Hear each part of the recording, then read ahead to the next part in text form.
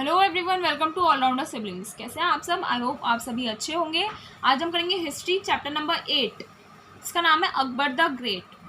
7 chapters तक हम already complete कर चुके हैं एक्सरसाइजेज एंड क्वेश्चन आंसर्स के साथ। ये 8 चैप्टर आज हम स्टार्ट करने वाले हैं। चलिए देखते हैं इस चैप्टर में हम क्या क्या टॉपिक्स पढ़ने वाले हैं अकबर के बारे में। उसकी अर्ली लाइफ के बारे में पढ़ेंगे। अकबर के कन्क्वेस्ट पढ़ेंगे, यानी कि अकबर ने क्या क्या जीत हासिल करी।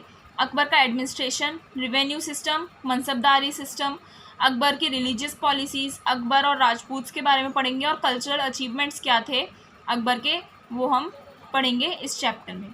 वीडियो को स्टार्ट करने से पहले लाइक ज़रूर कर दीजिएगा, शेयर कर दीजिएगा अपने फ्रेंड्स क्लासमेट्स के साथ, और चैनल को सब्सक्राइब करना ना भूलें। चलिए स्टार्ट करते हैं चैप्टर 8 अकबर द ग्रेट। इसका सबसे पहला टॉपिक है अर्ली लाइफ कैसी थी अकबर की। Humayun's son Jalaluddin Mohammad the greatest of the Mughal was born at Amarkot in CE 1542। Humayun का बेटा जलालुद्दीन मोहम्मद मुगल का सबसे बड़ा राजा था, ठीक है, जो उसका जन्म हुआ अमरकोट CE 1542 में। वैन हुमायूं डाइड, जब हुमायूं मर गया, Jalaluddin Mohammad ascended the throne in CE 1556 at the age of 14। जब हुमायूं की मृत्यु हो गई तो जलालुद्दीन मोहम्मद थ्रोन पर असेंड हो जाता है, यानी कि उसे सिंहासन थमा दिया जाता है, उसे सिंहासन दे दिया जाता है, चढ़ा दिया जाता है उसे सिंहासन पर 1556 में। और उस टाइम पर उसकी एज थी 14। किसकी? जलालुद्दीन मोहम्मद की। He assumed the title of Akbar, उसे टाइटल मिला था, उसका नाम रियल था जलालुद्दीन मोहम्मद, उसे नाम मिला था अकबर। फॉर्चुनेटली, भाग्यवश, Akbar had been placed under the guardianship of Humayun's faithful and experience general Bairam Khan. और भाग्यवश क्या हुआ, अकबर को उसकी गार्जियनशिप में रख दिया जाता है। किसकी गार्जियनशिप में? हुमायूं का फेथफुल और एक्सपीरियंस जनरल था, एक मंत्री था बैरम खान, उसके अंडर उसे प्लेस कर दिया जाता है, क्योंकि 14 की एज में वो क्या ही कर पाता है ना, तो उसके अंडर रख दिया जाता है। Akbar had to fight many battles to consolidate his position. Akbar को बहुत सारी बैटल्स लड़नी पड़ती हैं ताकि वो अपनी पोजीशन को कंसोलिडेट कर सके, यानी कि अपनी पोजीशन स्ट्रॉन्ग बना सके। The Mughal throne was unstable and insecure, Mughal का जो सिंहासन था वो बहुत ही अनस्टेबल और इनसिक्योर था, ठीक है। The Rajputs had become powerful and were waiting to oust the Mughals from India. Rajput जो थे वो बहुत पावरफुल बन हो चुके थे और ये वेट कर रहे थे कि इंडिया को मुगल्स से कैसे आज़ाद कराया जाए, कैसे मुगल्स छोड़ दें। वो ये वेट कर रहे थे कि मुगल्स चले जाएं इसे छोड़कर इंडिया को, और वो लोग राजपूत जो हैं वो अपना सिंहासन ले लें, ठीक है। तो ये थी उसकी अर्ली लाइफ। अब अकबर के कन्क्वेस्ट के बारे में पढ़ते हैं, अकबर ने क्या क्या जीत हासिल करी। सबसे पहला second battle of Panipat 1556। Soon after his accession यानी पद ग्रहण करने के बाद, the major threat came from a Hindu named Hemu who had risen in the service of the ruling Afghans and also became the chief minister of Adil Shah. जब अकबर ने पद ग्रहण किया तो सबसे बड़ा थ्रेट उसके लिए क्या था, एक हिंदू से आया जिसका नाम था हेमू, जो रूलिंग की सर्विस में था, अफगान्स की रूलिंग में था, ठीक है, काम करता था अफगान्स के लिए, और वो आदिल शाह का चीफ मिनिस्टर भी था। कौन? Hemu. In 1556 he led a large force into Delhi. 1556 में वो एक बहुत बड़ी फोर्स दिल्ली में ले आता है and the city of Delhi fail into the hands of Hemu. और दिल्ली की जो सिटी थी वो हेमू के हाथों में आ गई। Akbar under the advice of Bairam Khan, Akbar को एडवाइस दी बैरम खान ने, and he march forward against Hemu's superior forces. Akbar ने बैरम खान, उसकी बात मानकर, जो हुमायूं का मंत्री था, उसकी बात मानकर वो हेमू के जो बड़ी फोर्स थी उसके अगेंस्ट मार्च करने के लिए चला जाता है, ठीक है, यानी कि युद्ध करने के लिए। द टू आर्मीज, दोनों जो आर्मीज थी, किस किस की? अकबर की थी और हेमू की थी। Met on the historic battlefield of Panipat in 1556। वो पानीपत के युद्ध की मैदान में मिलते हैं 1556 में। Hemu was defeated and killed, Hemu को हरा दिया गया और मार दिया गया। This was a decisive battle, decisive यानी अंतिम युद्ध था, ठीक है, ये एक अंतिम युद्ध था। As it destroyed the Afghan power and thus consolidated the Mughal empire. ये आखिरी युद्ध था क्योंकि इसकी वजह से अफगान पावर डिस्ट्रॉय हो गई, ख़त्म हो गई, और मुगल एम्पायर ने अपनी पोजीशन कंसोलिडेट कर ली और स्ट्रॉन्ग कर ली, ठीक है। जो मेजर थ्रेट था वो ही ख़त्म हो गया। Akbar dismissed Bairam Khan and took over the reins of power in the year 1560 CE। Akbar ने बैरम खान को डिसमिस कर दिया, ठीक है, रिटायर कर दिया, हटा दिया उसे, और सारा शासन की जो ताकत थी वो 1560 CE में उससे ले ली, बैरम खान से। अगला हम पढ़ते हैं, ये तो बैटल पढ़ा था हमने पानीपत का, सेकंड बैटल। अगला है अकबर्स कन्क्वेस्ट इन नॉर्थ। उसने नॉर्थ डायरेक्शन में, नॉर्थ की तरफ क्या कन्क्वेस्ट करे, क्या जीत हासिल करी। Akbar made many conquest after his victory at Panipat. जब उसने पानीपत की लड़ाई जीत ली उसके बाद उसने बहुत सारी चीज़ें और जीती, बहुत सारे युद्ध किए थे जिनमें वो जीत गया। Akbar thought of bringing peace and order in the country by extending his empire. Akbar ने क्या सोचा कि वो अपनी कंट्री में शांति फैलाएगा। कैसे फैलाएगा, शांति कैसे लाएगा, ताकि एम्पायर को वो अपना एम्पायर एक्सटेंड करके वो पूरे अपने एम्पायर में क्या करना चाहता था, वो पीस फैलाना चाहता था सारे में। कौन, अकबर, ठीक है। In CE 1561 Akbar sent a huge force under Adam Khan to conquer Malwa. The ruler of Malwa Baz Bahadur fled from his state. CE 1561 में अकबर ने एक बहुत बड़ी फोर्स भेजी जिसका लीडर था आदम खान, टू कंक्वेयर मालवा, मालवा को जीतने के लिए। मालवा का जो रूलर था बस बहादुर, वो अपने स्टेट से भाग जाता है, इसलिए मालवा भी उसके अंडर आ जाता है, अकबर के अंडर। अगला इन CE 1564 में Mughal forces led by Asaf Khan attacked and later on annexed Garhkatanga. 1564 में मुगल फोर्सेज जिसका लीडर था असफ खान, उसने अटैक किया और उसके बाद गढ़कटंगा को अनेक्स कर लिया, यानी कि उस पर कब्जा कर लिया। The regent of Garhkatanga, regent means होता है कोई माइनर होता है, जैसे जो 18 से लो एज का होता है, या फिर किसी मिनिस्टर की, किसी हाई ऑफिशियल की एब्सेंस में जो इंसान आता है ना, उसे रीजेंट बोलते हैं। तो रीजेंट था गढ़कटंगा की Rani Durgavati of Gond dynasty, fought very bravely but was defeated. Regent जो थी गढ़कटंगा की रानी दुर्गावती गोंड डायनेस्टी से बिलोंग करती थी, तो उन्होंने बहुत ब्रेवली फाउट किया लेकिन वो हार गई। She stabbed herself to death, और उन्होंने अपने आप को चाकू मारकर अपनी मृत्यु कर ली, ठीक है। अकबर, इसलिए ये जो गढ़कटंगा था वो भी मुगल फोर्सेस के अंडर आ गया। अकबर कैप्चर्ड चित्तौड़ इन CE 1568। अकबर ने चित्तौड़ को भी अपने अंडर कर लिया 1568 में। The Rana of Mewar had refuse to submit to Akbar. Rana of Mewar जो था, उन्होंने अकबर को सबमिट करने के लिए मना कर दिया। Akbar marched up to Chittor and captured it. Akbar ने चित्तौड़ पर हमला कर दिया और उसे कैप्चर कर लिया। देन ही कन्क्वायर्ड कलिंजर, उसने कलिंजर को कन्क्वायर कर लिया 1569 में। रणथंभौर गुजरात को अपने अंडर कर लिया 1573 में। बाय CE 1570 तक all Rajput princes had accepted his suzerainty. सारे राजपूत प्रिंसेस ने उसकी सुजेरेनिटी को क्या कर लिया, एक्सेप्ट कर लिया था CE 1570 में। सुजेरेनिटी में control of a state over another state, उन्होंने अपना कंट्रोल जो है किसी और स्टेट को दे दिया सभी राजपूत प्रिंसेस ने, इसलिए चित्तौड़ भी उसके अंडर आ जाता है। Rana Pratap continued the struggle against the Mughals after his father's death. Rana Pratap के जब फादर की डेथ हो जाती है उसके बाद भी वो अपने मुगल्स के अगेंस्ट स्ट्रगल को कंटिन्यूड रखते हैं। He was defeated in the battle of Haldighati in 1576 but he did not submit and later reoccupied the lost territory except the city of Chittor. तो राणा प्रताप ने युद्ध जारी रखा मुगल्स से, ठीक है, और लेकिन वो हल्दी घाटी के बैटल में हार जाते हैं। जो हल्दी घाटी का युद्ध हुआ था 1576 में हुआ था, लेकिन उन्होंने सबमिट नहीं किया अपने आप को और फिर से अपनी लॉस्ट टेरिटरी को रीऑक्यूपाई कर लिया, लेकिन चित्तौड़ को वो रीऑक्यूपाई नहीं कर पाए राणा प्रताप। CE 1576 में क्या होता है, Akbar sent his army to fight against Daud Khan the sultan of Bengal. Akbar ने अपनी आर्मी दाऊद खान जो बंगाल का सुल्तान था उसके अगेंस्ट लड़ने के लिए भेजा अपनी आर्मी को। सुल्तान वॉज डिफीटेड, सुल्तान को हरा दिया गया and killed in the battle, और युद्ध में मार दिया गया। Bengal was a rich province, Bengal एक बहुत ही अमीर प्रांत था, अमीर देश था। And brought in a large amount of revenue to the Mughal treasury, और मुगल ट्रेजरी यानी कि मुगल, बहुत रिच प्रोविंस था बंगाल, तो इस वजह से जो मुगल ट्रेजरी थी, मुगल का जो खजाना था उसमें बहुत बड़ा अमाउंट आ जाता है रेवेन्यू का, ठीक है। अकबर्स आर्मी कंक्वायर्ड काबुल इन 1581। अकबर की आर्मी ने काबुल को 1581 में कंक्वायर किया, कश्मीर को 1586 में, सिंध को 1591 में, एंड बलूचिस्तान को 1595 में उन्होंने अपने अंडर कर लिया।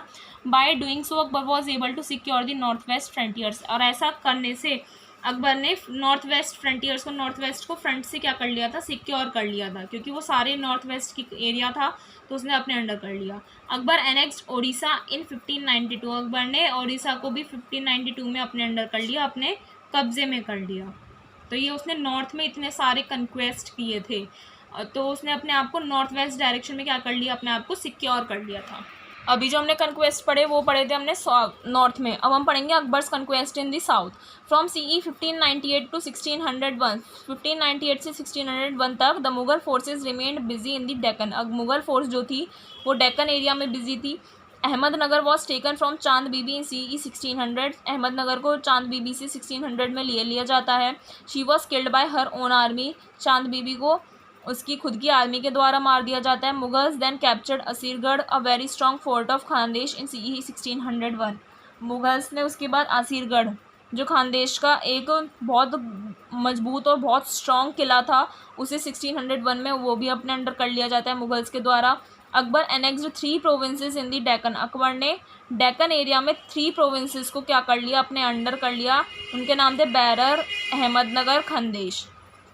ये थे उसके कंक्वेस्ट, ठीक है, नॉर्थ के साउथ के।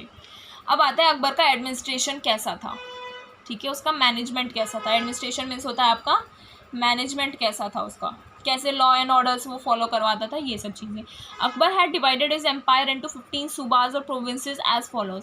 अकबर ने अपना पूरा एम्पायर 15 सूबाज में और 15 प्रोविंसेस में डिवाइड कर दिया था। और वो 15 सूबे कौन कौन से थे उसके? काबुल, लाहौर, मुल्तान, दिल्ली, आगरा, अजमेर, इलाहाबाद, अवध, बिहार, बंगाल, अहमदाबाद, मालवा, बरार, खानदेश एंड अहमदनगर। ये 15 सूबे बना दिए उसने अपने पूरे एम्पायर में।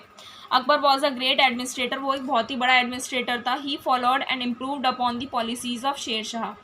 उसने शेर शाह सूरी की पॉलिसीज़ को फॉलो भी किया और उसकी पॉलिसीज़ को थोड़ा सा इम्प्रूव करके फॉलो किया। He was the first Mughal ruler to look after the welfare of the people irrespective of their religious beliefs. वो पहला ऐसा मुग़ल रूलर था जिसने सभी लोगों की देखभाल करी, ठीक है, सभी लोगों को देखता था, अच्छे से उनका ध्यान रखता था। ये नहीं देखता था कि वो किस धर्म में मानते हैं या उसे मानते हैं या नहीं, ऐसा नहीं करता था वो। The administration of Akbar can be divided into 2 parts. Akbar का जो एडमिनिस्ट्रेशन था उसे हम 2 पार्ट्स में डिवाइड कर सकते हैं। पहला है सेंट्रल एडमिनिस्ट्रेशन और दूसरा है प्रोविंशियल एडमिनिस्ट्रेशन। तो सेंट्रल एडमिनिस्ट्रेशन पढ़ते हैं क्या होता है। The administration was headed by the emperor who had absolute power. Central administration जो है वो उसका हेड कौन था? वो राजा होता था जिसके पास बहुत सारी पावर्स होती थी। हिज पावर वॉज एब्सोल्यूट, उसकी पावर एब्सोल्यूट होती थी। But Akbar was a benevolent king, लेकिन अकबर एक बहुत ही परोपकारी राजा था। He had a council of ministers and officers to assist him. उसकी एक काउंसिल थी, ठीक है, ग्रुप था मिनिस्टर्स का और ऑफिसर्स का, जो उन्हें उसे अकबर को गाइड करता था। The ministers were heads of different department. जो ये मिनिस्टर्स होते थे वो डिफरेंट डिपार्टमेंट के हेड होते थे। He recruited Hindus and Muslims to public offices, और वो हिंदूज और मुस्लिम्स दोनों को ही रिक्रूट करता था पब्लिक ऑफिसेज के लिए। His council of ministers comprise the wazir और diwan who was head of the revenue department. उसकी जो काउंसिल ऑफ मिनिस्टर्स थी उसमें वजीर या फिर जिसे आप दीवान भी बोल सकते हो, वो हेड होता था रेवेन्यू डिपार्टमेंट का। मिलिट्री डिपार्टमेंट का हेड होता था Mir Bakshi. He was also the paymaster of all mansabdars. Mir Bakshi यानी कि जो मिलिट्री डिपार्टमेंट का हेड था वो सारे मनसबदार्स का क्या था? पे मास्टर था, उन्हें पेमेंट करता था। The chief qazi was the chief जज and chief sadr was the supervisor of grants and stipends to scholars, pious foundations. Chief qazi main जज था और चीफ सदर सुपरवाइजर था, ठीक है। वो क्या करता था? स्कॉलर्स को यानी कि ज्ञानी जो लोग थे उन्हें ग्रांट्स देता था, उन्हें स्टिपेंड्स देता था, ठीक है, और पायस फाउंडेशंस को भी क्या देता था? यानी कि जो धार्मिक रिलीजियस फाउंडेशंस होती हैं ना, उन्हें भी ग्रांट्स देता था, यानी कि गिफ्ट्स वगैरह देता था। Mir Saman was the incharge of imperial household. Mir Saman incharge थे शाही घरों के। Prime minister was called vakil who had no effective powers. Prime minister को वकील बोला गया जिसकी कोई ज़्यादा खास पावर्स नहीं थी। He was just an advisor, a ceremonial head. वो सिर्फ एक एडवाइज़र था और एक सेरेमोनियल हेड था। सेरेमोनियल हेड होता है एक ऐसा पर्सन जिसके पास कोई पावर्स नहीं होती है, रियल पावर, सिर्फ सिम्बॉलिक हेड था वो, यानी कि नाम का हेड था। कौन? प्राइम मिनिस्टर, जिसे वकील बोला गया। Akbar held important meetings with important officials in the Diwan Khas, hall of private audience. Akbar जो इंपॉर्टेंट मीटिंग्स करता था इंपॉर्टेंट ऑफिसर्स के साथ, वो दीवान खास में करता था, यानी कि हॉल था उसका एक प्राइवेट ऑडियंस का। तो ये था उसका सेंट्रल एडमिनिस्ट्रेशन। अब हम पढ़ते हैं उसका प्रोविंशियल एडमिनिस्ट्रेशन कैसा था। Akbar's empire was divided into 15 provinces और subas which were further divided into sarkars and these in turn into parganas. Akbar के एम्पायर को 15 प्रोविंसेस में यानी कि 15 सूबाज में डिवाइड किया गया, जिन्हें फर्दर सब डिवाइड कर दिया गया सरकार्स में, और एक सरकार को डिवाइड किया गया एक परगनाज में। बहुत सारे परगनाज आते थे एक एक सरकार के अंदर। Each Pargana comprised a number of villages, और हर एक परगना में बहुत सारे विलेजेस आते थे। Each province was under the charge of a subedar, हर प्रोविंस का एक हेड होता था subedar, who had full civil and military powers, जिसके पास सारी मिलिट्री और सिविल पावर्स थी। The subedar was assisted, subedar को असिस्ट कौन करता था, उसे गाइड कौन करता था सूबेदार को, by a number of officials, उसे नंबर ऑफ ऑफिशियल्स गाइड करते थे, जैसे दीवान, बख्शी, काजी, कोतवाल, और नंबर ऑफ दूसरे ऑफिशियल्स भी उसे गाइड करते थे। Each Pargana was under the charge of अ फौजदार, और हर परगना का जो चार्ज होता था वो कौन होता था, फौजदार होता था। बख्शी क्या होता है, एक ऑफिशियल होता है जो आर्मी को देखता है, और फौजदार क्या होता है, वो परगना का इंचार्ज होता है। ठीक है, आगे बढ़ने से पहले हम अकबर के 9 जेम्स के बारे में देखते हैं, 9 रत्न जिसे हम बोलते हैं, उसके बारे में देखते हैं। Akbar's court was famous for the presence of 9 illustrious man called the Navratna, 9 James. Akbar का जो दरबार था वो बहुत फेमस था क्योंकि उसके दरबार में 9 शानदार आदमी थे जिन्हें उसने नवरत्न नाम दिया था, 9 जेम्स। ठीक है, वो कौन कौन थे ये हम देखते हैं अब। तो कौन कौन थे, सबसे पहला है Abul Fazal, scholar and historian, he wrote Akbarnama and Ain Akbari. Abul Fazal था, स्कॉलर था, एक हिस्टोरियन था, ठीक है, जिसने अकबरनामा और एनाए अकबरी लिखा था। फैजी, ये एक पोएट और फिलोसोफर था जिसने भगवत गीता को पर्शियन लैंग्वेज में ट्रांसलेट किया था। अब्दुल रहीम खान, ये एक पोएट था। तानसेन, सिंगर और म्यूजिशियन थे, ठीक है। राजा टोडरमल, रिवेन्यू मिनिस्टर। बीरबल, अकबर का कंपेनियन। राजा मान सिंह, कमांडर था। फ़कीर अज़ियाउद्दीन और मुल्ला दो प्याजा, इनके बारे में नहीं दिया हुआ है यहाँ पर। तो ये 9 जेम्स थे उसके दरबार के, ठीक है।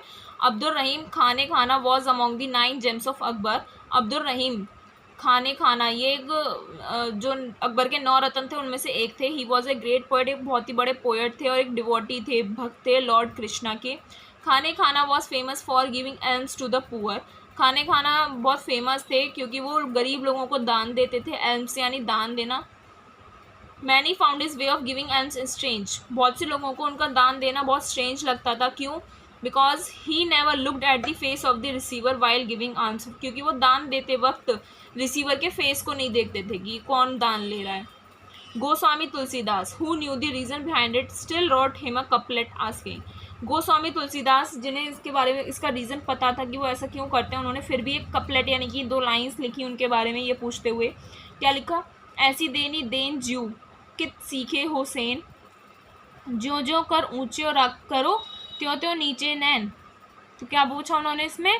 From where did you learn this strange way of giving, तुमने ये देने का जो तरीका है, दान देने का तरीका, इतना अजीब सा तरीका कहाँ से सीखा।